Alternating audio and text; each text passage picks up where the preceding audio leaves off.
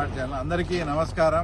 తర్వాత ఈరోజు ఏదైతే అమరావతి బిల్లు ఉందో ఆ బిల్లు నిన్న లోక్సభలో కానీ ఈరోజు రాజ్యసభలో కానీ ఆ బిల్లులు ప్రవేశపెట్టడం మొత్తం భారతదేశంలో ఉండే అన్ని పార్టీలు ఒక్క వైఎస్ఆర్సీపీ తప్ప అన్ని పార్టీలు కూడా దీన్ని ఆమోదించడం నిజంగా మన ఆంధ్రప్రదేశ్ తీసుకున్న అదృష్టం. ఎందుకంటే రాజ్యాంగంలో లేదని మనకు సంబంధించిన పార్టీ నాయకులు చెప్తూ ఆంధ్రప్రదేశ్ రాజధాని మూడు ముక్కలు నాటారు. ఇంకోటి ఈ రాజధాని కడితే చంద్రబాబు నాయుడు గారు సైబరాబాద్ కట్టి హైదరాబాద్ని ఎంత డెవలప్ చేశారో అదే రకమైన డెవలప్మెంట్ ఇక్కడ కూడా జరుగుతుంది.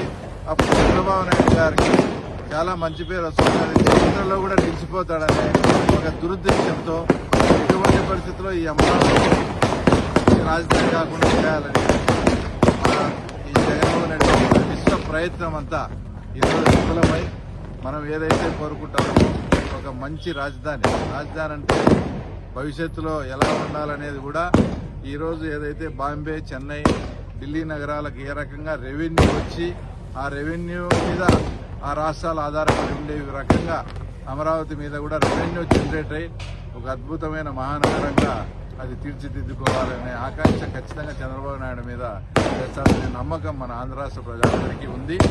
అలాగే ఒక రాయలసీమ వాసిగా కూడా ఇది అమరావతి అనేది మధ్య ప్రాంతంలో ఉంది కాబట్టి అన్ని ప్రాంతాల వాళ్ళకి దగ్గర, ఎస్పెషల్లీ మాకు ఇప్పుడు బెంగళూరు నుంచి అమరావతికి నేషనల్ హైవే వేశారు, అది కూడా పులిందల మీద పోతుంది. తర్వాత అనంతపూర్ నుంచి అమరావతికి కూడా ఒకటి ప్రమాణమైన రోడ్డు సౌకర్యం కూడా కనెక్టివిటీ కూడా పెంచారు కాబట్టి భవిష్యత్తులో అమరావతి అనేది మన ఆంధ్రప్రదేశ్కు ఒక గర్వకారణంగా, తర్వాత ఒక రెవెన్యూ జనరేట్ అయ్యే మంచి క్యాపిటల్గా రూపుదిద్దుకోబోతోంది. ఇందులో సందేహం లేదు. ఇంత విపత్కర పరిస్థితుల్లో దీన్ని చెడగొట్టాలని ఎంత విశ్వ ప్రయత్నం చేసినా కూడా జగన్మోహన్ రెడ్డి ఆటలు సాగనీయకుండా యావత్ ఆంధ్రప్రదేశ్ ప్రజలు, భారతదేశంలోని అందరు ఎంపీలు దీన్ని సహకరించేందుకు అందరికీ మనస్ఫూర్తిగా ధన్యవాదాలు. అందరికీ నమస్కారం. తర్వాత ముఖ్యంగా ఈరోజు సాక్షిలో ఒక ఐటమ్, జనరల్గా అయితే సాక్షిలో వచ్చిన దాని గురించి కానీ మేము మాట్లాడడం కూడా మానేసాము, కరెక్ట్ కాదు, ఇంతమందిని పిలిచి కూడా చెప్పే కాదు. అయితే ఏంటంటే సాక్షిలో ఆ రోజు వివేకానంద రెడ్డిని చెప్పి నారాసుర చరిత్రని మా చంద్రబాబు నాయుడు మా మీదనే రాసిన వాళ్ళు, వాళ్ళ గురించి పెద్దగా పట్టించుకోవాల్సిన పని లేదు. కానీ ఒక కాన్స్టిట్యున్సీ ఇన్ఛార్జిగా తర్వాత నా మీద కూడా కొంత బాధ్యత ఉంది కాబట్టి అసలు వాస్తవం ఏంది దాంట్లోనే చెప్పాల్సిన బాధ్యత ఉంది కాబట్టి మీ అందరినీ పిలిచి తర్వాత ఈరోజు దాంట్లో వచ్చిన కథనానికి ఆ తర్వాత చెప్పాల్సిన బాధ్యత ఉంది కాబట్టి చెప్తాను. ఫస్ట్ వాళ్ళు తర్వాత అది వేంపల్లి మండలం బక్కన్నగారిపల్లెకు అటువైపు దగ్గరగా నియంతుల్లా అనే ఒక ఆయనకు సంబంధించిన మైను.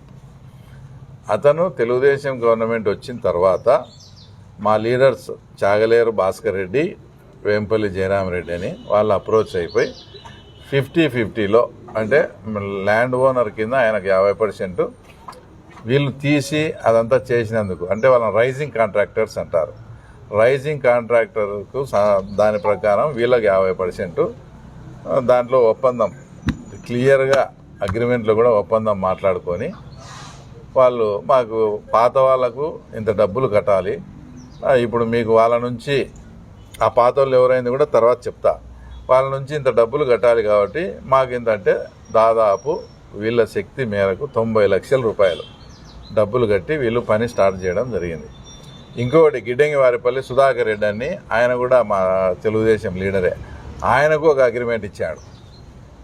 అదే ఊర్లో గిడ్డంగివారిపల్లి భాస్కర్ రెడ్డి అని ఉన్నాడు ఒక ఆయనకు ఒక అగ్రిమెంట్ ఇచ్చాడు. బుద్ధి పుట్టినట్టు మంచిగా ఒక అగ్రిమెంట్ ఇచ్చి పడేశాడు. కానీ వాళ్ళు అగ్రిమెంట్ ఇచ్చినారు కదా అని ఆ తర్వాత పని మొదలుపెట్టి స్టార్ట్ చేసి తీరా అప్పటికి తెలిసింది ఏంటంటే దానికి కావాల్సిన ఈసీ లేదు. ఈసీ అంటే ఎన్విరాన్మెంటల్ క్లియరెన్స్, బ్లాస్టింగ్కు సంబంధించిన పర్మిషన్లు లేవు. అవన్నీ ఇవ్వకుండా వీళ్ళను నా మైనందు చేసుకోండి వీళ్ళతో డబ్బులు తీసుకొని వీళ్ళను మోసం చేశాడు. అది రాయబడే టైంకి చేసినప్పుడు మైనింగ్ అధికారులు వీళ్ళు వచ్చి అబ్జెక్షన్ చెప్పారు, ఇది ఈసీ లేదు, దీనికి ఏమీ లేదు, మీరు ఎట్లా పని చేస్తారని.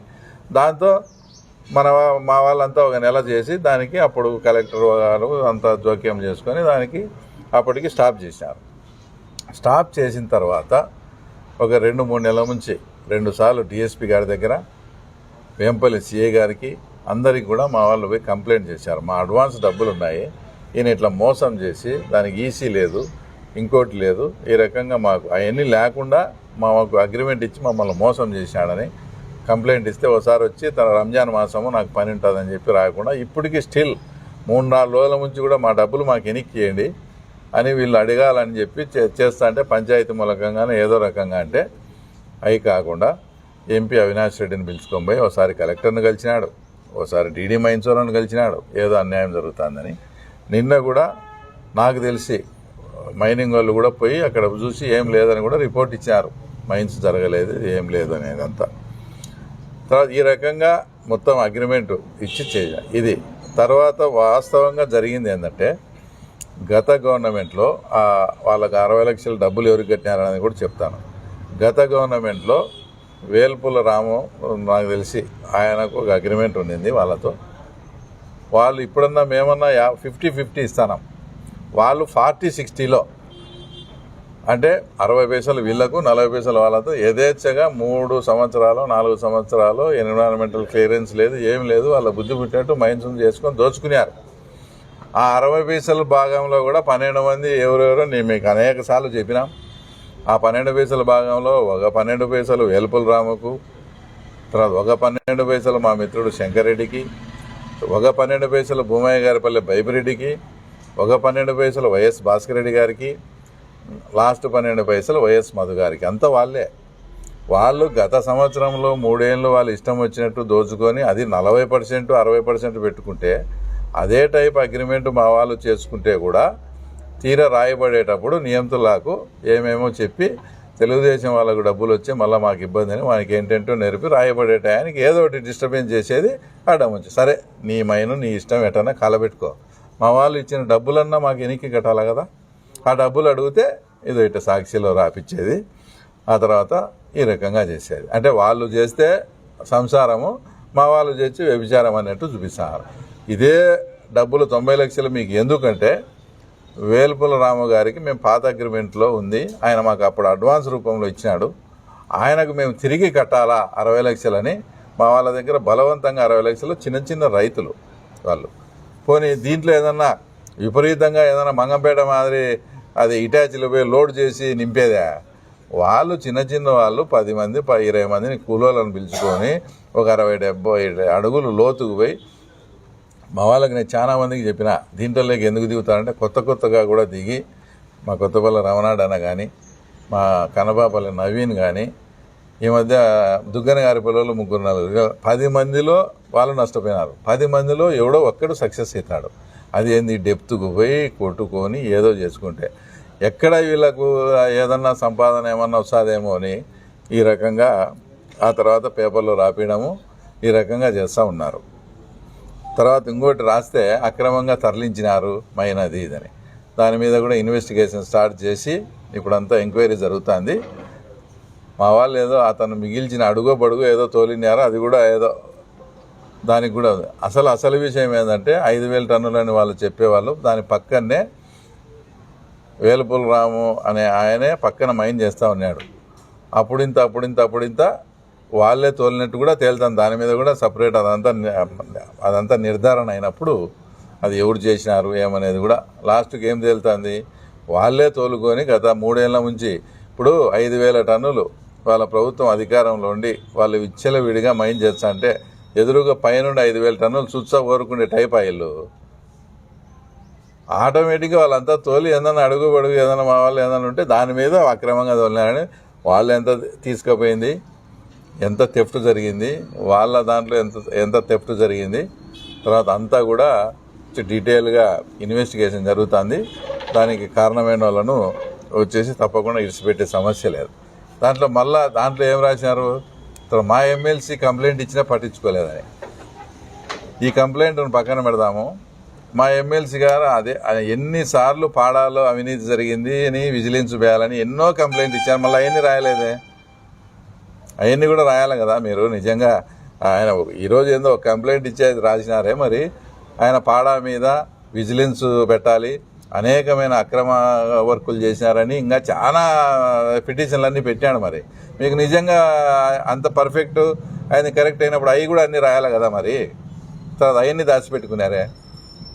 తర్వాత ఇంకోటి నేను అనేక సార్లు చెప్పిన పబ్లిక్గా, దేవిరెడ్డి శంకరెడ్డి వాళ్ళ కుటుంబంలో ప్రతి ఒక్కరికి 5-5 ఎకరాలు చొప్పున 6 మంది ఒకటే కుటుంబంలో ప్రభుత్వ భూమిని డీకేడ్ చేయించుకొని అన్యాక్రాంతం చేశారే అని దాని మీద అనేక సార్లు చెప్పినా, కాదని ఎవడన్నా చెప్పమని కూడా చెప్పినాం.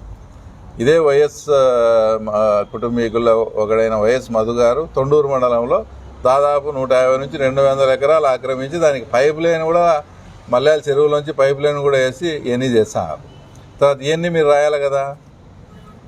అంటే మీకు సంబంధించినవి ఏమి రాయారు, ఏ రేటు అయితే ఏమన్నా రాస్తారా? ఇప్పుడు అవినాష్ రెడ్డి గారిని కూడా అడుగుతున్నారా, దొన్లాకు పోదాం, ఆక్రమించింది చూపిస్తా, తొండూరు మండలంలోకి రా, మీ అన్న ఆక్రమించింది చూపిస్తా. మళ్ళీ ఇదే కలెక్టర్ దగ్గరికి వాళ్ళని పిలిచిపోయి ఇది మనకు చెడ్డ పేరు వస్తుంది శంకరన్న, ఇది తప్పు, మదన్న ఇది మనకు తప్పు, చెడ్డ పేరు వస్తుందని పోయి పిలుచుకుపోయి కలెక్టర్ దగ్గర అయినా చెప్పి ఒక నియమితుల్లానే పిలుచుకొని పోతారే.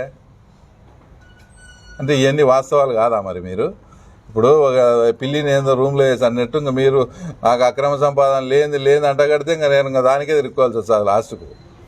మాకు దేవుడు బుద్ధి తెలివితేటలు ఇచ్చినాడు.